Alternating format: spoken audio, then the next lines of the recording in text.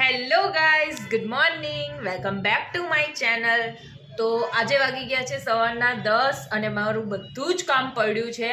અજય વયા ગયા છે ઓફિસે, હજી હમણાં જસ્ટ ગયા જ છે. હું નાસ્તો કરતી હતી એટલે શૂટ નથી લઈ શકી એમનું. તો નાસ્તામાં મેં બનાવ્યું હતું, બતાવું છું હું તમને લોકોને, પરાઠા કર્યા હતા અને લાલ કકડાવેલી ચટણી લસણની. બધું કામ મારું એમ જ પડ્યું છે, વાસણ, સંજવારી, પોતા, કપડાં બધું જ પડ્યું છે. હજી જસ્ટ હું ફ્રી થઈ છું નાસ્તો કરીને. અને રાતે મેં બનાવ્યા હતા દાલ રાઈસ, તો એમાં રાઈસ બચી ગયા છે. તો હમણાં હવે હું કરવાની છું રાઈસને રીમોડિફાઈ. તો વઘારેલા ભાતની રેસીપી જોવી હોય તો વિડીયોમાં લાસ્ટ સુધી બન્યા રહેજો. હું જો કાલે કહેતી હતી ને તમને લોકોને કે બહારનો વ્યૂ બહુ સરસ છે, તો જો બારી ખોલવી નથી, બહારનો અવાજ આવશે. બહારનું વ્યૂ બહુ જ સરસ છે.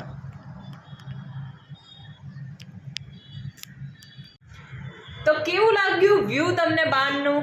તો કોમેન્ટમાં તમે લોકો મને જણાવજો કે આ જગ્યા ક્યાંની છે, કોને કોને ખબર છે, અને બહારનું વ્યૂ તમને લોકોને કેવું લાગ્યું એ પણ જરૂરથી જણાવજો.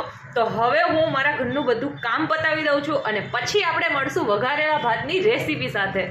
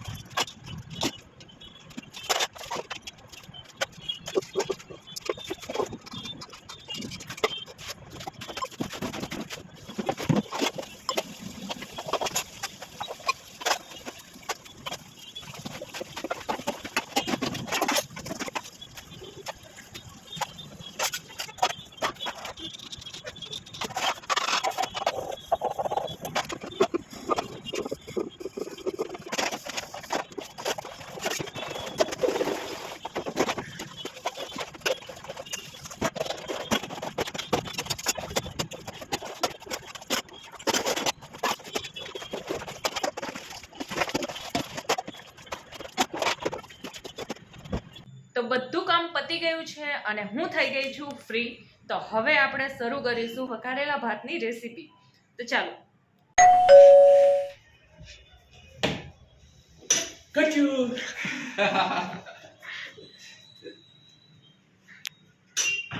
અજય પણ આવી ગયા છે. લે પણ અંદર આવીને કા ચશ્મા પહેર્યા? ઓહો, બહુ તેજ હો ગયો. તો અજય પણ આવી ગયા છે. તો હવે મારે જલ્દી વઘારેલા ભાતની રેસીપી ચાલુ કરવી પડશે. ભૂખ લાગી હશે ને? હાલો કરો, પાછું જાવ બેટા. ઓકે, તો ચાલો આપણે વઘારેલા ભાતની રેસીપી સ્ટાર્ટ કરીએ. વઘારેલા ભાત બનાવવા માટે આપણને જરૂર પડશે પહેલાં તો રાઈસની. જે રાતના બચી ગયેલા રાઈસ હતા એની જરૂર પડશે. પછી મેં ડુંગળી સુધારી લીધી છે, ટમેટાં છે, અને આ છે લસણ મરચીની પેસ્ટ. તો ચાલો હવે સ્ટાર્ટ કરીએ. તો મેં કઢાઈ લઈ લીધી છે. હવે કઢાઈમાં આપણે નાખવાનું છે તેલ. તેલ ગરમ થઈ જાય એટલે એમાં નાખવાનું છે રાઈ જીરું.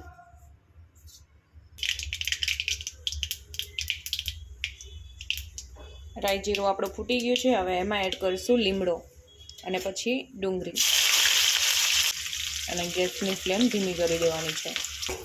ડુંગળીનો કલર ચેન્જ થઈ જાય એટલે એમાં નાખી દેવાની છે આપણે ચટણી.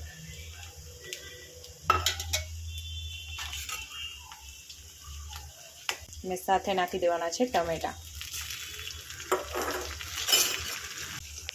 ટમેટા થોડા ઘણા ચડી જાય એટલે એમાં આપણે બધા મસાલા એડ કરવાના છે.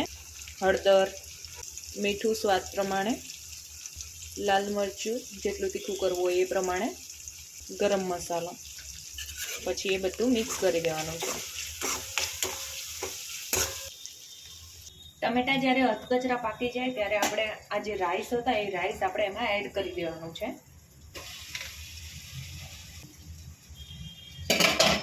હવે રાઈસને છે ને આપણે આ રીતે 2 ચમચા લઈને હલાવી નાખવાનું છે એટલે બધું એકસાથે મિક્સ થઈ જશે.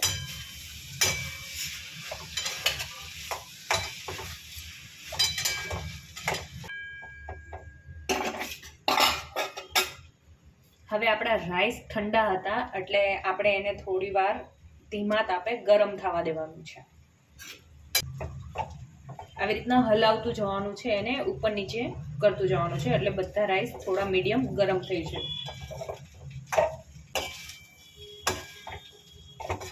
આ જો આપણા રાઈસ તૈયાર છે.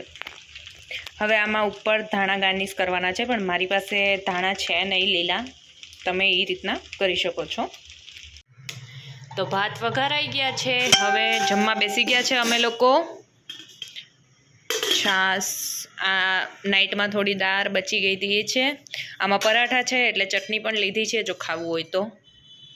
અમારે 2 જણને વધારે કંઈ જમવાનું જોઈએ નહીં એટલે પછી જમી લેવાનું છે.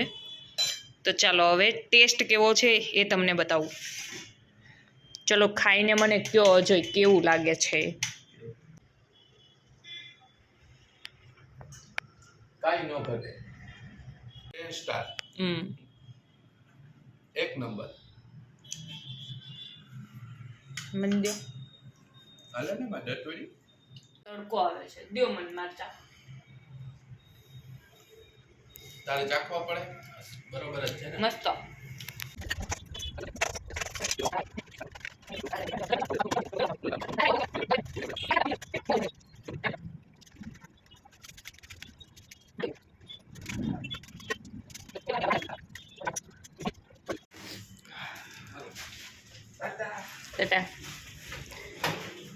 દહીંનું દળાવવાનું છે એટલે એની સાથે મોકલી દઉં છું. હા, ટેક કેર. Love you. હું જલ્દી બારીએ જાઉં. બારીએ દેખાશે હમણાં. એ બારીએથી બાય બાય કરી દઈશ. તો અજય હવે જાય છે ઓફિસે. મેં દહીંનું દરાવવાનું હતું એ બી એમની સાથે મોકલી દીધું છે. હમણાં મૂકતા જશે અને ઓફિસથી આવશે ત્યારે લેતા આવશે. તો ચલો આજનો વિડીયો મારો અહીંયા સુધીનો જ. મળીશું નેક્સ્ટ વ્લોગમાં. ત્યાં સુધી બાય બાય, ટેક કેર, જય શ્રી કૃષ્ણ.